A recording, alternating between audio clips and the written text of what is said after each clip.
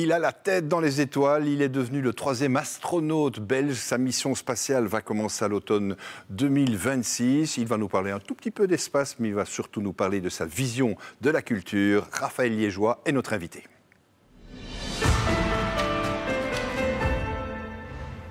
Raphaël Liégeois, bonsoir. Bonsoir. Je l'ai dit, on va parler un tout petit peu espace. Donc la première chose quand on parle d'espace, c'est de voir des images. Notre réalisateur Raph va nous les montrer, Gérard Riveau-Allan. Voilà, ce sont des images d'entraînement et comme toujours, ce sont toujours de très très belles images. Mais si je vous ai invité aujourd'hui, ce soir, dans cette émission Culture en Prime, c'est parce que moi, la première question que je me pose, qu'est-ce qu'on prend dans sa valise, qui ne doit pas être très grande? Est-ce qu'on prend un livre? Est-ce qu'on a des références culturelles quand on part pour un long voyage? J'ai justement eu les premiers cours pour m'expliquer ce que j'allais pouvoir prendre, et la valise, elle a plus ou moins cette taille-là. Donc en effet, il va falloir sélectionner ce que je vais prendre avec moi. Je vais certainement prendre quelques livres, sans doute des photos de ma famille pour me sentir un petit peu proche d'eux. Mais les livres auront certainement une place importante dans cette petite valise. Un essai? Oui, certainement des romans, un petit peu de poésie. Les forêts de Sibérie, par exemple, si je devais choisir un roman de Sylvain Tesson. Je l'ai déjà lu plusieurs fois. C'est assez rare que je relise un roman plusieurs fois, mais Les forêts de Sibérie de Sylvain Tesson. On va reparler de Sylvain Tesson dans quelques instants. Vous venez parler vous-même des poésies. La culture, c'est vraiment quelque chose que vous aimez. Il y a une dizaine d'années, on va voir les images qui ont été filmées par une chaîne de proximité, Bouquet TV. Vous avez décidé avec votre épouse de partir de Singapour en vélo, de rejoindre la Belgique pour aller à la rencontre de poètes à travers différents pays. Alors la question, elle est très simple. Pourquoi? Et surtout, quel est le pays et le poète? Il en faut un. Le poète qui vous a marqué. Alors pourquoi on voulait une transition en fait entre nos deux vies. On habitait à Singapour et puis on avait un nouveau projet professionnel en Europe et on voulait une transition entre les deux. Je trouve qu'il y a toujours quelque chose d'assez violent dans le fait de prendre un avion et puis survoler deux continents et puis le lendemain on est quelque part d'autre. Donc on voulait une transition. Ça a été notre voyage de noces en fait. Et donc pendant 5 mois on est parti sur ce voyage à vélo à un rythme qui nous convenait parfaitement. C'est un peu plus rapide qu'à pied quand même, mais à vélo ça nous permet quand même de passer par des endroits par lesquels on ne passerait pas si on était en voiture. Et la poésie, parce qu'on voulait vraiment aller à la rencontre des gens, voir ce qu'ils avaient à dire. Quand quelqu'un écrit un poème, quand quelqu'un prend le temps d'écrire un poème, c'est vraiment qu'il met ce qu'il a sur le cœur sur du papier. Et ça nous a permis de vivre, de rencontrer des personnes. Le pays le plus marquant, le poète le plus marquant? Le poète le plus marquant, je dirais peut-être au Laos, les moines qui écrivaient sur la beauté de la nature. Au Laos, c'était magnifique. La nature, c'est quelque chose qui vous fait rêver. C'est le principe de cette émission. On se tourne vers le grand écran et je pose cette question. À quoi rêve cet homme, c'est-à-dire vous, en 2025? Quel est son grand rêve de bonheur?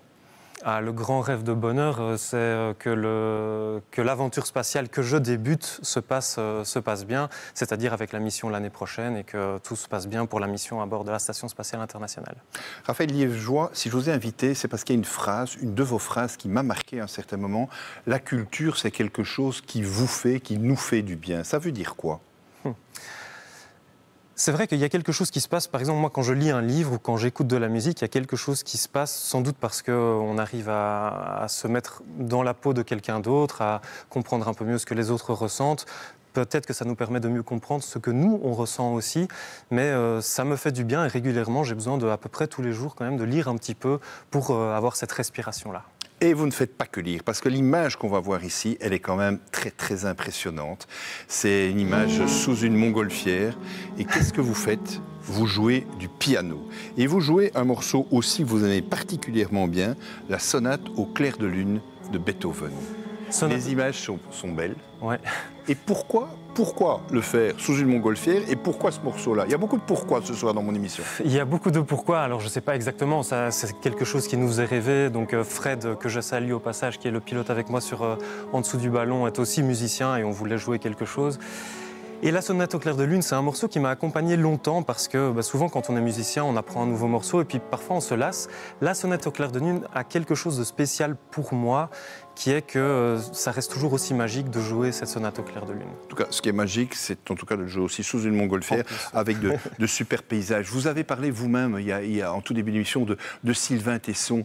Ce qui vous passionne chez lui, c'est sa démarche, c'est cette espèce de démarche permanente d'isolement, de se dire « je me mets loin ».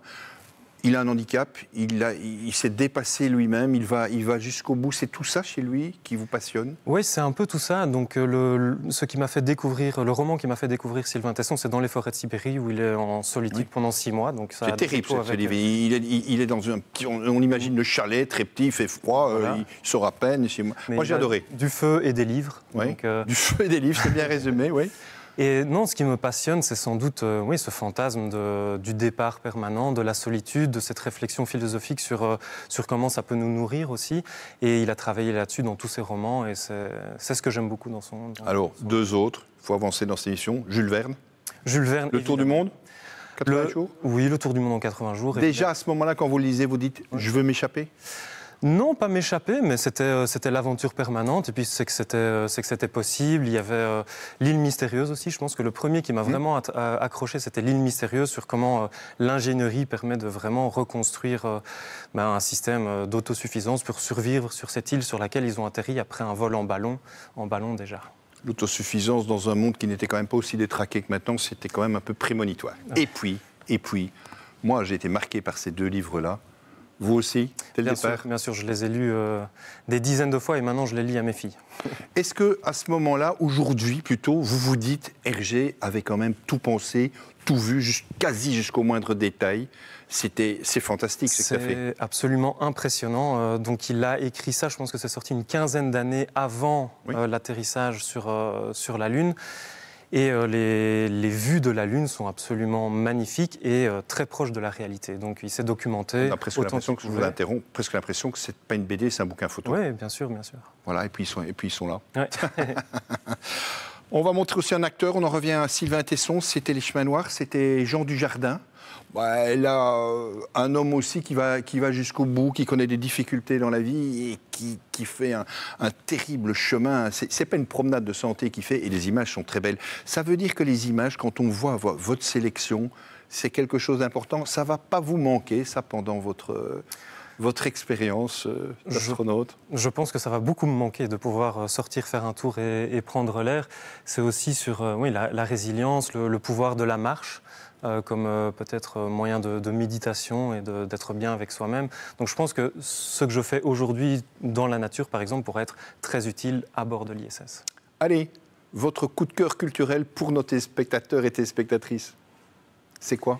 Mon coup de cœur culturel, c'est l'abbaye d'Orval. Donc c'est un lieu qui parle. On la voit, elle est belle, hein? Magnifique. Donc moi j'ai des racines familiales dans le coin, donc ça me parle, cette région me parle. Mais je pense que ça vaut la peine d'être découvert, voire redécouvert, au-delà de la petite visite qu'on peut faire là ou du magasin, parce qu'on peut aller en résidence en fait à l'abbaye d'Orval et vivre un peu comme les moines. Donc on mange avec les chants grégoriens. Pendant plusieurs jours. Pendant plusieurs jours. Ouais. J'y suis allé plusieurs fois. On peut échanger avec les moines. Il y a aussi une petite bibliothèque avec des ouvrages un peu moins connus, religieux, non religieux, de la poésie. Donc c'est là que j'ai découvert le poète Guy Evic, par exemple, qui parle du ciel. Et ça nourrit d'une certaine façon aussi... On y retourne toujours avec vous, le ciel. Le ciel. Et puis votre surprise, vous ne voulez pas me dire ce que c'est une véritable surprise. Je ne sais rien du tout. C'est une surprise, vous m'avez demandé une surprise. Dites-moi. Donc c'est une citation de Victor Hugo qui dit que aucun penseur n'oserait dire que le parfum de l'aubépine est inutile aux constellations. Et la première fois que j'ai entendu ça, j'ai trouvé la phrase magnifique. Évidemment, on pourrait réfléchir beaucoup à pourquoi ça attire l'oreille. Une des façons d'interpréter ça, c'est de dire que peut-être l'espace n'est pas tellement une frontière, mais aussi un miroir de l'humanité, que la beauté de la nature est partout, pas seulement dans le lointain, mais aussi dans le tout proche de nous. Et on pourrait dire plein d'autres choses, évidemment. On pourrait dire plein d'autres choses, mais vous savez, c'est une émission, il y a toujours une fin. On n'est pas tout à fait à la fin, on doit avancer. Question, vache ou pas vache? Vache, évidemment. Vache, évidemment. L'ESA ou la NASA? ESA. Houston ou la Belgique? La Belgique. Une montgolfière ou tout simplement le plancher des vaches? Une montgolfière au lever de soleil, c'est une très belle façon d'avoir une nouvelle perspective sur le plancher des vaches. Jacques Brel ou vraiment tout à fait différent, Mick Jagger? Jacques Brel. Quelle chanson? Le plat pays, c'est classique, mais c'est magnifique.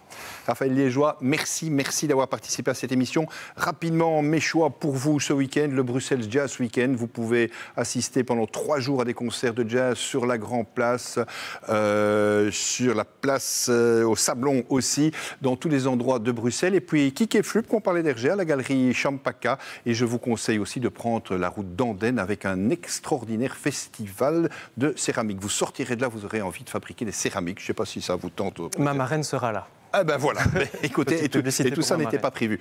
Je vous reparle du Bruxelles Jazz, on se quitte sur le générique avec une merveilleuse chanteuse belge, Adja. Elle sera sur la scène de la Grand Place à 22h15 ce vendredi. Merci à vous, merci Raphaël Liégeois d'avoir parlé culture dans Culture en Prime.